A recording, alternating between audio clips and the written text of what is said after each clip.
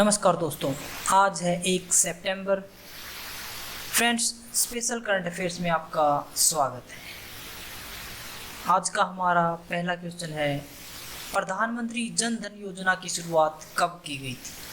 When was the Jan Dhan योजना launched by the prime minister? 2014 के अंदर प्रधानमंत्री द्वारा जन धन योजना की शुरुआत की गई थी। भारतीय प्रधानमंत्री द्वारा 15 अगस्त 2014 को प्रधानमंत्री जन धन योजना की घोषणा की गई थी।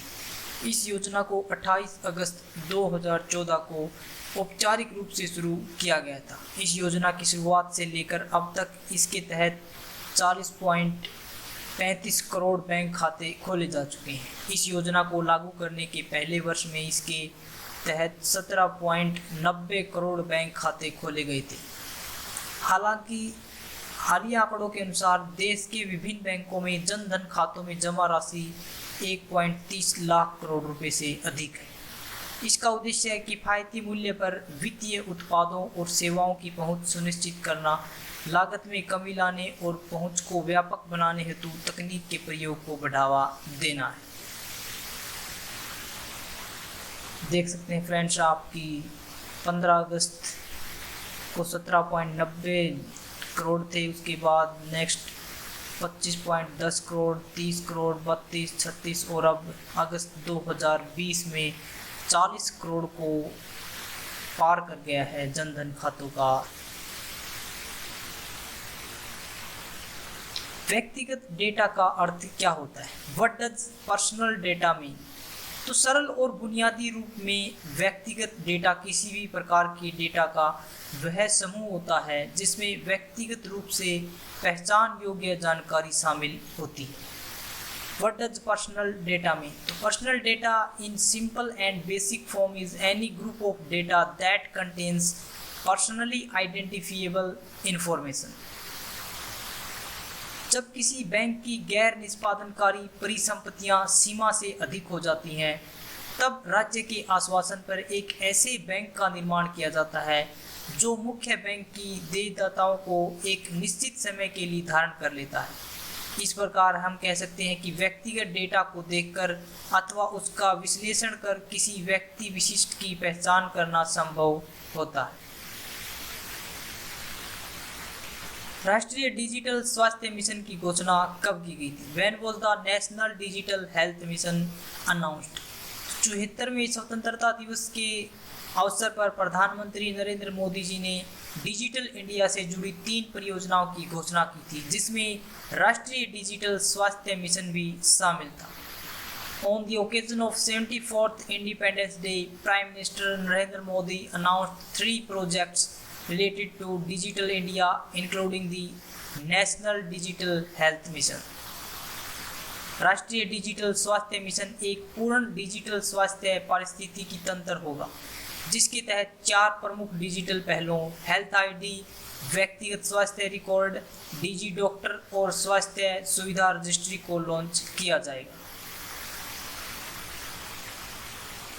राष्ट्रीय रोग नियंत्रण केंद्र के क्या कार्य हैं? What are the function of national centre for disease control? तो यह देश में रोगों की निगरानी के लिए नोडल एजेंसी के रूप में कार्य करता है। It acts as the nodal agency for monitoring disease in the country.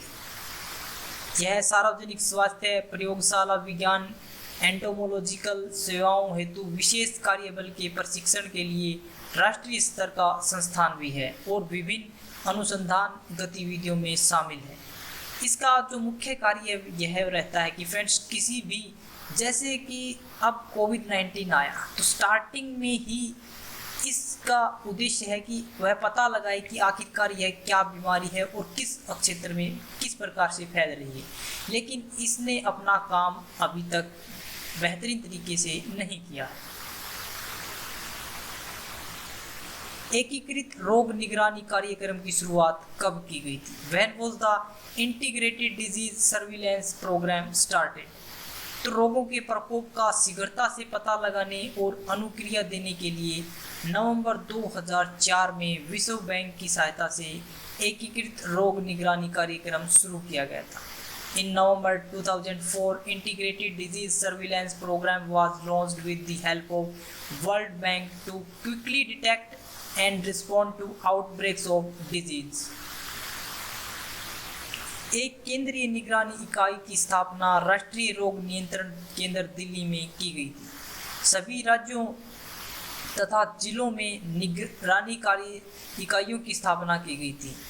IDSP का उद्देश्य रोगों की प्रवृत्ति पर निगरानी रखने के लिए विकेंद्रीकृत निगरानी प्रणाली को मजबूत करना है। प्रशिक्षित रैपिड रिस्पांस टीम के माध्यम से शुरुआती चरण में प्रकोपों का पता लगाना एवं प्रतिक्रिया देना, डेटा के संग्रह, संकलन, विश्लेषण और प्रसार के लिए सूचना संचार प्रौद्योगिकी का प्रयोग करना, सार्वजनिक स्वास्थ्य प्रयोगशालाओं को मजबूत बनाना। फ्रेंड्स, अगर आपको रेलवे के किसी भी एग्जाम, चाहे आप रेलवे NTPC के लिए, railway group D, loco pilot या किसी भी रेलवे JEE, किसी भी रेलवे एग्जाम के लिए अगर आप करंट अफेयर प्रिपेयर कर रहे हैं तो आप यहाँ से कर सकते हैं। डेंगू से क्या अभिप्राय है? What does dengue mean?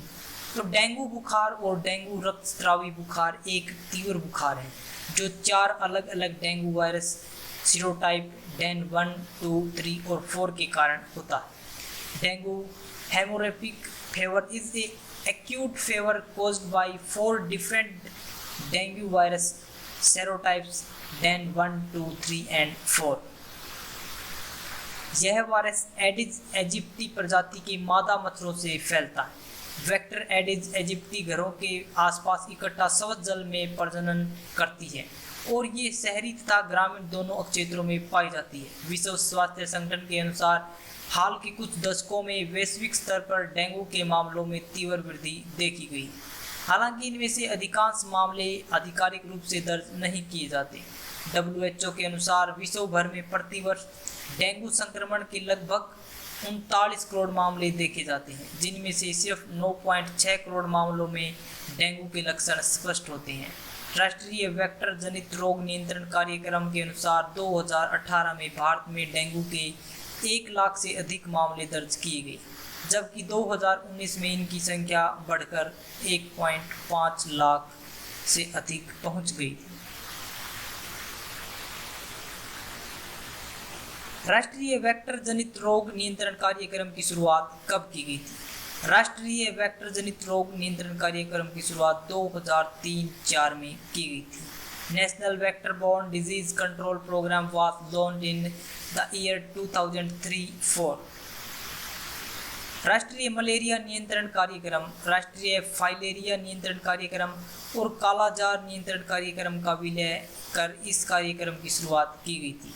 इस कार्यक्रम के तहत जापानी इंसेफ्लाइटिस और डेंगू को भी शामिल किया गया है। इसका उद्देश्य रोग और प्रकोप की निगरानी, त्वरित निदान और प्रबंधन, सामुदायिक भागीदारी और सामाजिक गतिशीलता के माध्यम से वेक्टर नियंत्रण अक्षमता निर्माण।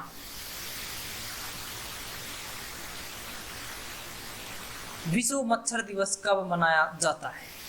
When is World Mosquito Day celebrated? तो ब्रिटिश चिकित्सक सर रोनाल्ड रॉस की स्मृति में प्रतिवर्ष 20 अगस्त को विश्व मच्छर दिवस मनाया जाता है। World mosquito day is observed every year on 20 August in memory of the British physician sir Ronald Ross. Sir Ronald Ross ने 20 अगस्त 1897 में मनुष्यों में मलेरिया के संक्रमण के लिए मादा मच्छरों के उत्तरदायी होने की खोज की थी। वस्तु एवं सेवा कर कब लागू किया गया था? When was the Goods and Services Tax implemented? GST को कब लागू किया गया था? तो ऐतिहासिक वस्तु एवं सेवा कर 1 जुलाई 2017 को लागू हुआ था। 1 जुलाई 2018 को GST लागू किए जाने के 1 वर्ष पूरा होने पर भारत सरकार द्वारा इस दिन को GST दिवस के रूप में मनाया गया था। Historical goods and services tax came into force on 1st July 2017. On July 1st, 2018, this year was celebrated as GST Day by the Government of India on completion of 1 year of implementation of GST. GST एक अप्रत्यक्ष कर है जिसे भारत को एकीकृत साझा बाजार बनाने के उद्देश्य से लागू किया गया है। यह निर्माता से लेकर उपभोक्ताओं तक वस्तुओं एवं सेवाओं की आपूर्ति पर लगने वाला एकल कर है।